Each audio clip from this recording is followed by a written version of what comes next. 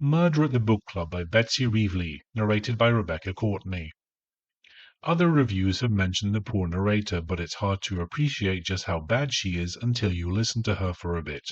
I had various images running through my head: the overbearing lead in an Amdram society who really has no idea how bad she is, or someone plucked off the street who won a competition to narrate a book. Whatever the case, Rebecca Courtney is absolutely abysmal. There are several problems with the narration. First of all, the way she pronounces the letter S is annoying. She almost whistles it.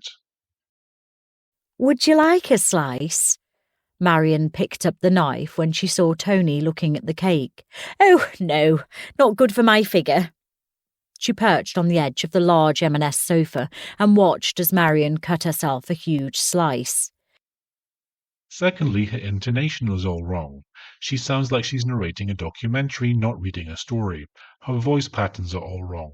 Words are wrongly stressed or pronounced. For example, when talking about skin-tight trousers, she pronounces the single word skin-tight as skin-tight, with two very distinct words. Getting off the bus in heels would have been problematic for most, but Tony had been doing it for years and had mastered the art with finesse.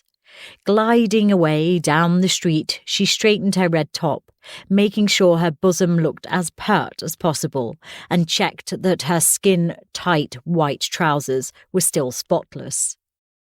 Thirdly, her attempts at differentiating voices are terrible. Fourthly, there's her accent. It's just not pleasant to listen to. Fifthly, she speaks slowly. I put this on 1.5 times speed and it sounded like someone reading the book at a normal pace. All of these problems only highlight how poorly the book is written. The story is utterly predictable and amateurishly written. The dialogue feels forced and unconvincing. The outbursts of the main detective are especially ridiculous, although nobody truly speaks naturally. There are also long scenes that serve no purpose. For example, we hear about one of the characters working in a nursing home and giving an elderly male patient a bed bath. It was completely unnecessary and only served to take up time.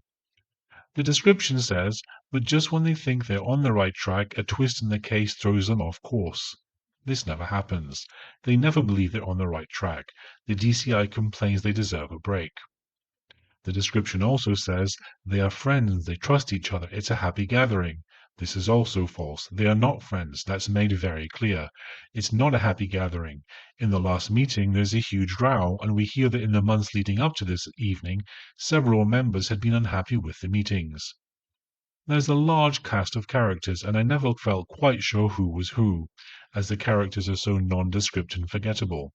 Apart from DCI Barrett and D.I. Palmer, the detectives, the members of the book club seemed mostly interchangeable except for Amy, who was pregnant.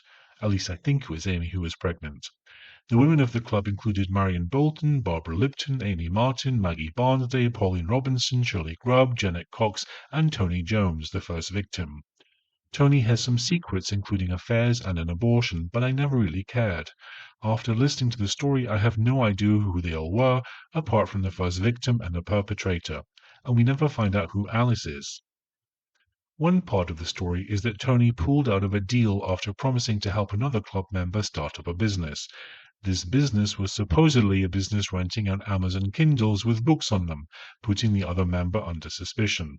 This business idea is so utterly implausible and ridiculous and only highlights the intelligence of the author.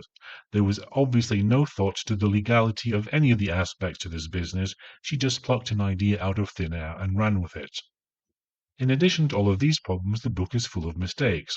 For example, someone is given a bouquet of flowers and apparently she inhales the scent of her large nostrils, not with her large nostrils. Good to see you, Marion said, accepting a bunch of roses from Barbara. You too. These are from my garden. I know how much you love roses. I do, Marion said, pushing her nose into the arrangement and inhaling the scent up her rather large nostrils. The book really is a case of the narrator matching the author, as they are both utterly, utterly awful. I don't know why so many poor narrators are chosen for these books. How do publishers choose them? I really can't imagine that Rebecca Courtney was the best choice of anyone available. I can only imagine that these books are being done on the cheap with anyone who will accept the low price of the contract. Would I buy another book written by Betsy Reavley? Not on your life. Would I buy another audiobook narrated by Rebecca Courtney? Never. She's absolutely appalling. All in all, I'd give both the book and the narrator a very generous 1 out of 5. How about you? Have you come across narrators that you can't stand? Have you come across writing so amateurish you wondered how and why the author got a publisher? Let me know in the comments below. Don't forget to like and subscribe as I release a new review every week. Thanks for listening.